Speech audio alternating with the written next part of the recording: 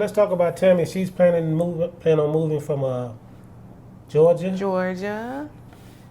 We ain't gonna say the name. No. To Texas. Yes. Dallas area. So, how do you feel about moving to Texas? I'm excited. I've been in Georgia, this is what's funny, 9 months. And there's a series of things that occurred while I was there, and I don't think it was a mistake moving there. It was definitely part of my journey, part of my purpose to be there, things that I needed to learn on that journey while there. But I very much now understand that it was a temporary place for me. And just coming here to Texas, you know how when you get to that missing piece to the puzzle, and then it comes in and it fits? That's how I describe it here. Yeah. The feeling, the strong family values. I'm saying for me, strong family values, strong sense of community, just everything that I'm looking for and need right now in my life. And so I'm excited. Yes. Well, I'm glad you're moving here. You know, I'm ecstatic. So I'm ecstatic. I've been here since March, about 4 months now, maybe. Yeah. And I like it so far. I mean, we stayed in Arizona for many years, in Phoenix. So Right. Our first thing was get back to being around black culture. You know, That's our first thing. Now, we're not saying black culture is good in every aspect. We just want to get back around our black culture. Then it's always as individuals, you got to figure out who you'll click and who you want to be around. That's true. So And what really speaks to you, you know, everywhere, like you said, every culture that's black in a different, you know, demographic is not exactly what fits for you. Right. So you got to find out what really fits for you. Right. Georgia is full of black culture. It really is. I have a circle of friends there. I've got a fitness group there, beautiful women there. But there was just some part of me that never really fully connected. And so, you know, being honest with myself and, you know, accepting my higher truth. When I came to Texas a few weeks ago, it just, like I said, that missing piece to the puzzle was like, wow, this is it right here. This is it. I can't let you off the hook now. Okay. Do not, please. You only been here like a total of maybe 4 days. How many days you was here last time? 5 last time, 6, 7, so about 7 days. Sometimes you just know what you know. So how can you be there 9 months and know, and then be here 7 days and be like, oh, it's the missing puzzle?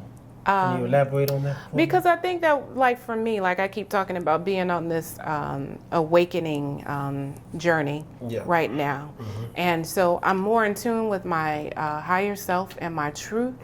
And so now I'm being more honest with myself. And honesty comes sooner than trying to, I guess, really put on.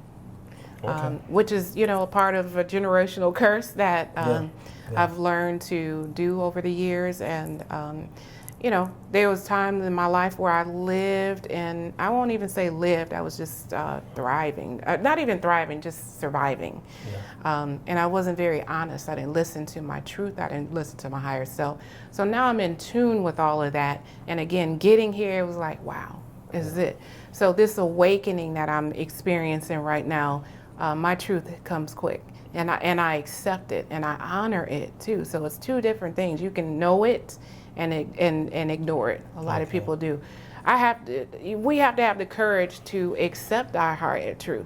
And so there are probably plenty of people in my circle that'll be like, you just moved to Georgia 9 months ago, and now you're gonna uproot and move? Yes. And I have the courage to say, that was part of my journey. It was temporary, and I have the courage to accept my higher truth and who I am and what's right for me. And if that means I have to leave in 3 months, you know, in 3 days, whatever, I have the courage to follow that. I will never not accept my truth anymore. I'm not, and I'm free to do that. So. Yes. So I don't know if you can answer these questions. I don't even know if this is a fair question. Do you see the advantages and disadvantages of being in Georgia opposed to moving to Texas? So, I mean, it may be, I don't know if you haven't been here yet, but I mean, it may be something. Maybe that's something that will continue to develop over the time that I'm here.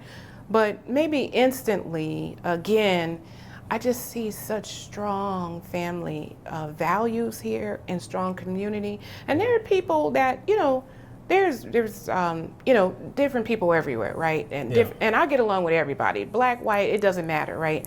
But here, and I think the way you described it was people who just don't care for you, or have an idea about us as a race or whatever. They stand their ground, but they'll be cordial or whatever, and get along, and I'm good with that. I'm good with somebody who's just really honest about that, versus being around someone who's not honest about that, and then it just rears its ugly head in a bad way.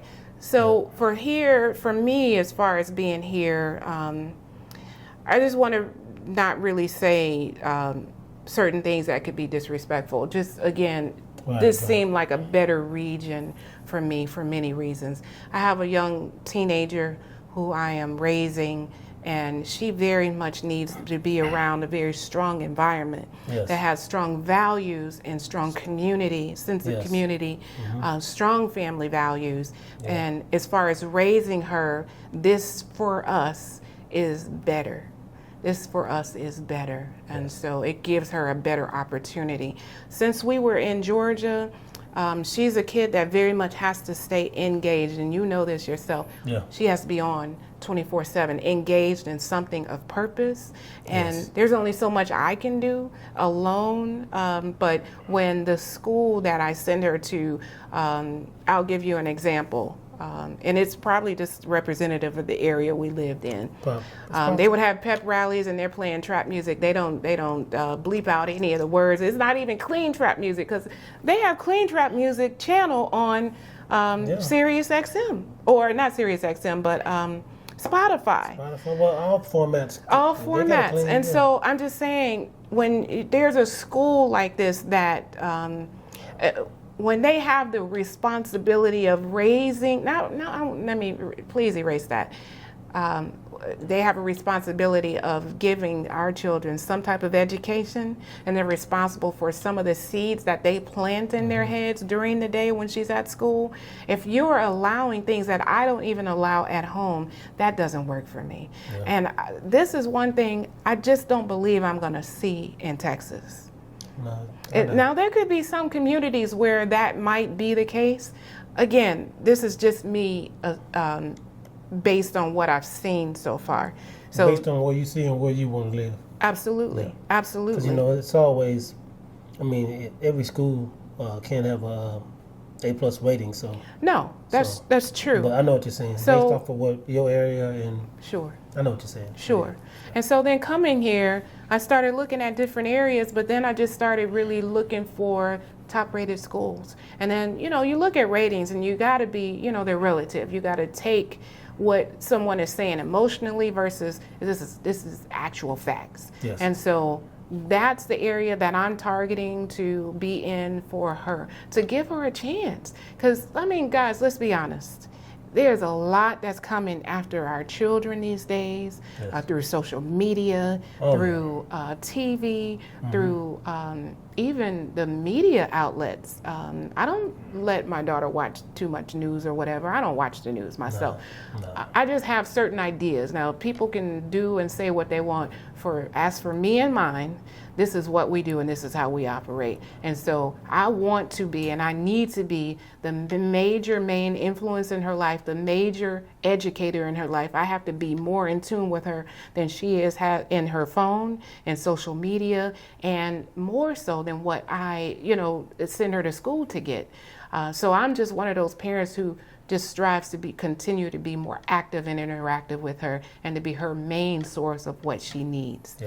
And when I don't, obviously I can't have it all, just have her in areas where I know that where I leave off, it's picked up. You see what I'm saying? And so I just think that that's so important. Now, in a perfect world, I'd just homeschool her.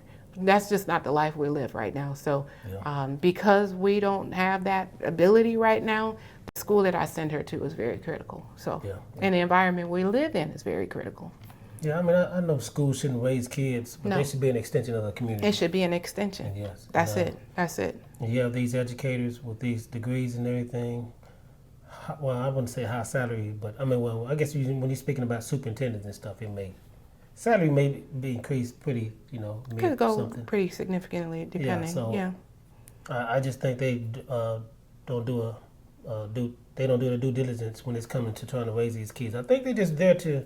It's like a job to them, and those are kids. I'm not saying everybody in the school system is not like that, but I think more than not. I think more than not, because you could tell by how kids act at school and their whole behavior. You could tell. Yeah, and the kids that act out, they don't have accountability. Nope.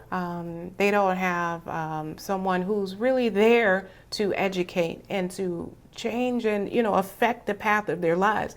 Sometimes we find and we come across teachers or even administrators where they're there for a paycheck, and so who suffers from that? Our children do. Again, that's not everyone. I'm just saying, and there are instances where that's an honest truth. So that was our experience. So when her daughter was getting ready to get dropped off at the bus stop, I walked down there. I was going to walk back with her, and she got off the bus, and then her neighbor got off the bus. It's a brother and sister. Yeah. The brother got off the bus with slides and a do-rag on, coming from school. Come on, man. And that's allowed at school. That ain't. And there are certain school districts where you can't. Where do you think you're going with that? That will not happen. Again, my bad. I thought it was a good school, and maybe there were gaps where I missed doing more of a due diligence, right? I'll accept that. Not perfect, so I'll accept that. It's been a lesson learned. Yeah, Definitely been a lesson learned.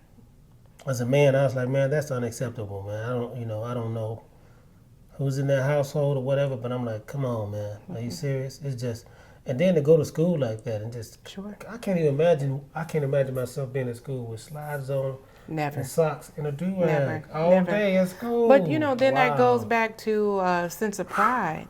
It goes back to our sense of pride. And so that's another thing. I'm not here to talk about bad about a region or anything, but the sense of pride, black pride is, for me, a little stronger here. Yeah. And so those are things that, I want to leave my daughter a rich legacy, but I want to instill richness in her. And that comes from wisdom, a strong sense of pride, and self and family and culture.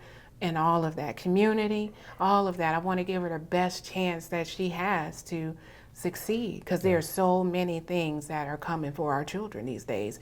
And for the most part, those things have our kids, because a lot of us aren't very interactive. And I've been guilty of that myself, being caught up in, or distracted by the world. So. Yeah, well, as the old saying is, parenting doesn't come with a instruction manual. That's true. That's true. So, we kind of learn as we go along. Yes.